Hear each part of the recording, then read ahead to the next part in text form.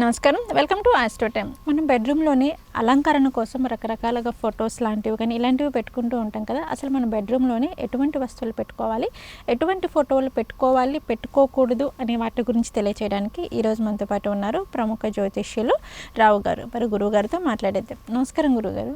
నమస్కారం అమ్మా. గురువుగారు, మనకి ఇంట్లో అయినా కానీ, బెడ్రూమ్లో అయినా కానీ, హాల్లో అయినా కానీ టోటల్గా ఇంటిని ఏంటి అంటే కొంచెం మంచిగా అట్రాక్షన్గా కనిపించాలి అని చెప్పేసి ఏదో ఒక విగ్రహాలు కానీ, ఫొటోస్ కానీ, ఫ్లవర్స్తో కానీ ఇట్లా అందంగా డెకరేషన్ చేసుకుంటూ ఉంటాం కదా. ఇదంతా ఒకే అనుకుంటే బెడ్రూమ్ చాలా బాగుండాలి, పీస్ఫుల్గా ఉండాలి అని చెప్పేసి చాలా డెకరేట్ చేస్తుంటారు ఫొటోస్ తోటి, విగ్రహాలతోటి, ఫ్లవర్స్ తోటి. సో అసలు బెడ్రూమ్లోని మనం ఎటువంటి వస్తువులు పెట్టుకోవాలి, ఎటువంటి వస్తువులు పెట్టుకోకూడదు అంటారు? అసలు బెడ్రూమ్ అంటేనే ఆహ్లాదకరంగా ఉండాలి ఫస్ట్. ఎందుకంటే మనం మనసు ప్రశాంతంగా ఉండాలి. ఆ కలర్స్ కూడా, గోడలు కూడా చాలా మరి లైట్ కలర్స్ తప్పితే డార్క్ కలర్స్ అసలు ఉండనే కూడదు. అలాగే ఇంకోటి ఏంటి, మార్నింగ్ లేవగానే మనం ఒక మంచి రూపాన్ని చూసుకోవాలి. ఇప్పుడు పాజిటివ్ వైబ్ ఉండేలాగానే ఉండాలి. ఇప్పుడు ఆ నెగిటివ్ వైబ్ అనేది బెడ్రూమ్ పరిసరాల్లో ఉండకూడదు. అందువల్ల బెడ్రూమ్లో ఉండకూడని వస్తువులు ఏంటో ముందు తెలుసుకుందాం. ఇప్పుడు కత్తులు, కటార్లు, లేదా కత్తెరలు ఇలాంటివి అసలు బెడ్రూమ్ ఛాయల్లో కూడా ఉండకూడదు.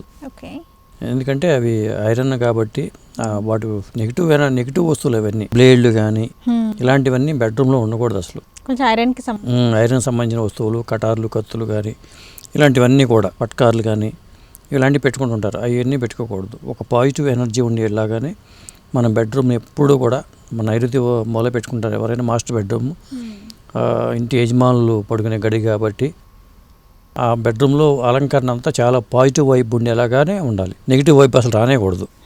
అలాగే ఫోటోలు పెడతాం కదా, జంతువుల ఫోటోలు పెట్టకూడదు. ఎందుకంటే అంటే ఆ క్రూర జంతువులు ఉండకూడదు. మెయిన్ ప్రధానంగా ఏంటంటే పులులు, సింహాలు ఈ తలకాయలు పెడతా ఉంటారు కొంతమంది.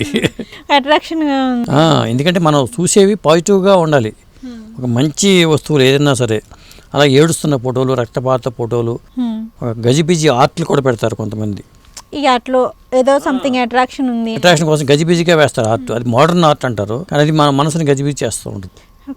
అందుకని ఆహ్లాదకరం, మనసుకి ప్రశాంతత కలిగించాలి, ఒక పాజిటివ్ వైపు ఉండేలాగానే ఎప్పుడు కూడా బెడ్రూమ్ ఉండాలి.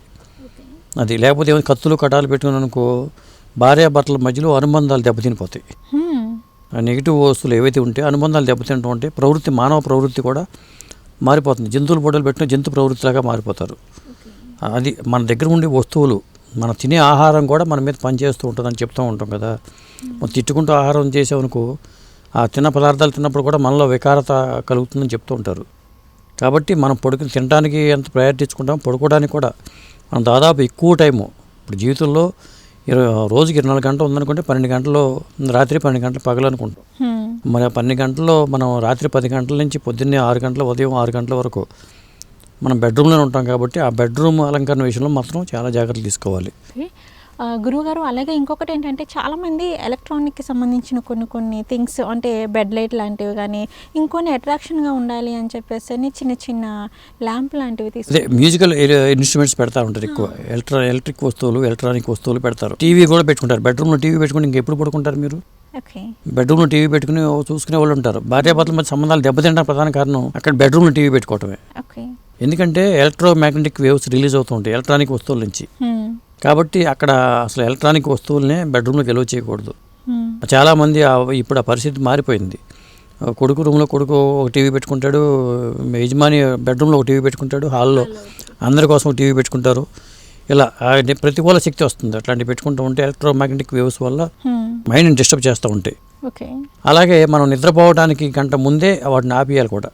ఒకవేళ అది చిన్న చితక ఏమైనా ఉన్నా కానీ ఒక గంట ముందు ఆపితేనే మనకు ఆ మ్యాగ్నెటిక్ వేవ్స్ అనేవి తగ్గుతాయి. కాబట్టి అది జాగ్రత్తగా గుర్తుపెట్టుకోవాలి. అంటే దీనికి వాస్తురీత్యా కారణాలు కాకుండా శాస్త్రీయమైన కారణాలుగా చెప్పాల్సి వస్తుంది. ఇంకా ఏంటంటే అసలు ఇంకా ఎటువంటి పెట్టుకోకూడదు, అసలు మనకి బెడ్రూమ్లో ఉండే వస్తువులు ముఖ్యంగా ఈ వస్తువులు ఉంటే మనకి బాగుంటుంది, కలిసి వస్తుంది. అంటే ముందు ఉండకూడని వస్తువులు కావాలి చెప్పాలంటే పాత సామాన్లు విరిగిపోయినాయి. కొంతమంది పాత వాటిని వదిలించుకోవడానికి బాధపడుతూ ఉంటారు. అలానే ఉంచేస్తారు. ఆ పాత బట్టలు అలాగే ఉంటాయి.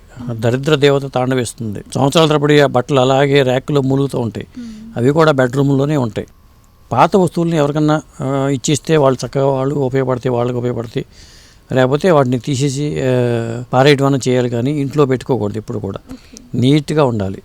అలాగే చెత్త కుండీలో పెట్టకూడదు, విరిగిపోయిన వస్తువులు పెట్టకూడదు. ఇంకోటి ఏంటంటే ఇక మనం మనకి ఎలా ఉంచుకోవాలని అడిగావు కదా, చాలా పరిశుభ్రంగా ఉంచుకోవాలి. ఒకటి బెడ్షీట్స్ ప్రధానంగా, అది కాటన్ బెడ్షీట్స్ మాత్రమే వాడాలి, సిల్క్ బెడ్షీట్స్ అసలు వాడకూడదు. అంటే బెడ్షీట్స్ వాడకంలో కూడా బెడ్షీట్స్ వాడకంలో కూడా ఉంటుంది. సిల్క్ బెడ్షీట్స్ అసలు చాలా నిలబడవు, అసలు పక్క వేసినా కానీ అవి ఒక పక్కకి వెళ్ళిపోవటమో అవి జరిగిపోతూ ఉంటే నిలబడవు. అంటే ఇప్పుడు చాలామంది కొంచెం లెదర్ వేలో ఉండేవి తీసుకుంటున్నారు కదా. ఏదేమైనా కానీ దక్షిణం తలపెట్టి పడుకుంటాం కాబట్టి ఎక్కువ దక్షిణం తల పెట్టుకుంటారు. దాన ధర్మాలు చేయకపోయినా పర్లేదు, దక్షిణం మాత్రం తలాపి పెట్టుకో అంటారు, సామెతలు ఉంటాయి. దక్షిణం తలా పెట్టుకోవాలి. బెడ్షీట్స్ వాడక నూలు బెడ్షీట్స్ మాత్రం వాడాలి. పైన ఇట్లా పైకి చూస్తాం కాబట్టి పైన రూఫ్కి వేసి పెయింట్ కూడా చాలా లైట్ పెయింటింగ్ వేసుకోవాలి. లైట్ బ్లూ కలర్ కానీ వైట్ కలర్ కానీ ఇలాంటివి వేసుకోవాలి తప్పితే dark colours, thick colours, red colours, అసలు రెడ్ కలర్ వాడనేకూడదు, బ్లాక్ కలర్ అసలు వాడనేకూడదు. బ్రైట్గా ఉండాలి, చక్కగా లైట్గా ఉండాలి, అలా మైల్డ్గా ఉండాలి. ఒక పాజిటివ్. మరీ చీకట్లో పడుకుంటారు కొంతమంది, అలా చీకట్లో కూడా పడుకోకూడదు. కనీసం బెడ్ ల్యాంప్ అన్నా ఉండాలి. కొంతమందికి చీకటిగా ఉండటం కోసం కళ్ళకి ఇది కట్టుకుని పడుకునే వాళ్ళు కూడా కొంతమంది ఉంటారు.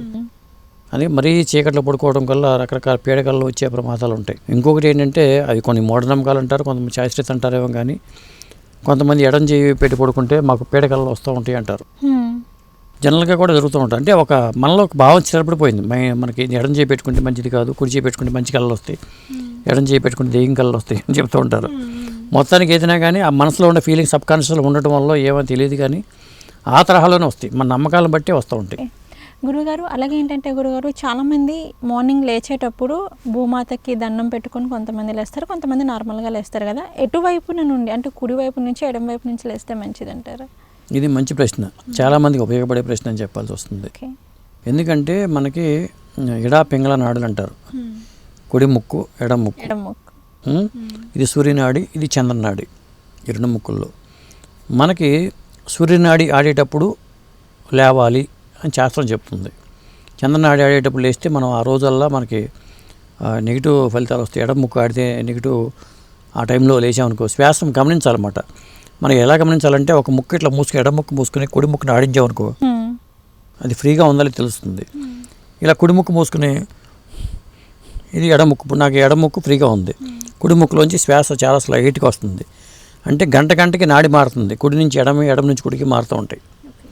కాబట్టి మార్నింగ్ లేచేటప్పుడు ఏం చేయాలంటే ఆ కుడి ముక్కు శ్వాస ఆడేటప్పుడు లేస్తే మనకి ఆ రోజల్లా చాలా యాక్టివ్గా ఉంటాము, మనకు అనుకున్న పనులు నెరవేరుతూ ఉంటాయి. దీన్ని మనకేంటంటే శాస్త్రీయంగానే చెప్పారు, ఇది యోగ శాస్త్రంలోనే ఉంది. యోగాలో కూడా అది ఫస్ట్ స్టార్ట్ చేస్తారు. కాబట్టి మనకి కుడి ముక్కు ఆడేటప్పుడు నిద్ర లేవడం వల్ల ఆ రోజు మనకి ఉద్యోగానికి వెళ్ళినా, లేకపోతే అప్పు కోసం వెళ్ళినా, లేకపోతే ఒక మంచి పని ఆస్తి కొనడానికి వెళ్ళినా కుడి ముక్కు ఆడేటప్పుడు వెళ్తే, లేదా ఒక అధికారితో పని జరగాలి వెళ్ళినా కుడి ముక్కు ఆడేటప్పుడు లేస్తే కుడికాలు కింద పెట్టి లేవాలి. లేచేటప్పుడు కుడికాలు కింద పెట్టి లేవాలి. గురుగారు మీరు చెప్పారు కదా ఆల్రెడీ, లేచేటప్పుడు మనం కుడికాలు ముందు పెట్టి లేవాలి. అలాగే ఇంకొకటి అంటే కుడి ముక్కుతో మనకి అదృష్టం కలిసి వస్తుంది అనేసి. ఒకవేళ ఎడం ముక్కు అయితే ఎలా ఉంటుంది అంటారు? ఎడం ముక్కు పని చేస్తున్నప్పుడు మనం ఏం చేయాలంటే లేవకూడదు. మనకి గమనిస్తాం కదా, అసలు లేవకూడదు. అప్పుడు ఏం చేయాలంటే మనం ఎడం పక్క తిరిగి పడుకోవాలి కాసేపు, కొద్దిసేపు ఎడం దిక్కు పడుకుని టెస్ట్ చేసుకోండి. ఎడం పక్క తిరిగి పడుకున్నప్పుడు నాడి కుడికి మారుతుంది. ఎడం పక్క తిరిగి కాసేపు పడుకుంటే నాడి ఎడం నుంచి కుడికి మాడిపోతుంది. అప్పుడు గమనించుకొని అప్పుడు లేస్తే మంచిది. ఇది ఉదయం చేయాల్సిన మన పని అనమాట ఇది. సో మనం లేవడానికి ముందు చేయాల్సిన ప్రాసెస్ ఇది. సో దీని నుంచి మిగతా అన్ని మనం కంటిన్యూగా చేసుకుంటూ వెళ్ళిపోవాలంటారు.